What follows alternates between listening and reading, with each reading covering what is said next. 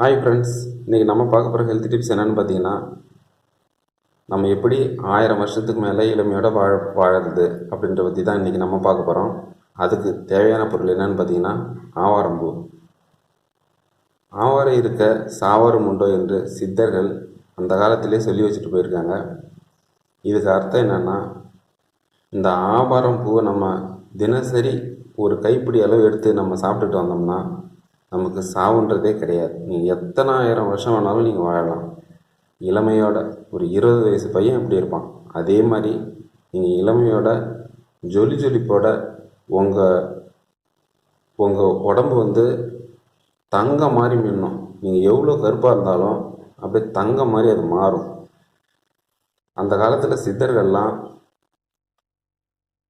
10,000 வருஷம், 20,000 வருஷம், ஏன் லட்சக்கணக்கான வருஷம் கூட வாழ்ந்துட்டு போயிருக்காங்க. அதுக்கு முக்கிய காரணம் இந்த ஆவாரம்பூ தான்.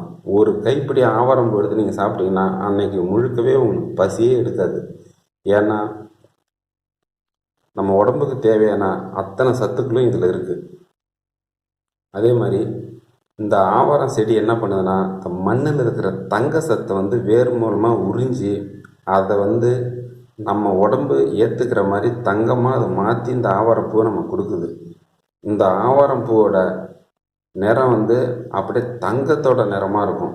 இந்த மண்ணில் இருக்கிற தங்க சத்தை உறிஞ்சி அதை நம்ம உடம்பு அந்த தங்கத்தை எப்படி ஏற்றுக்குமோ அந்த மாதிரி அதை மாற்றி கொடுக்குது.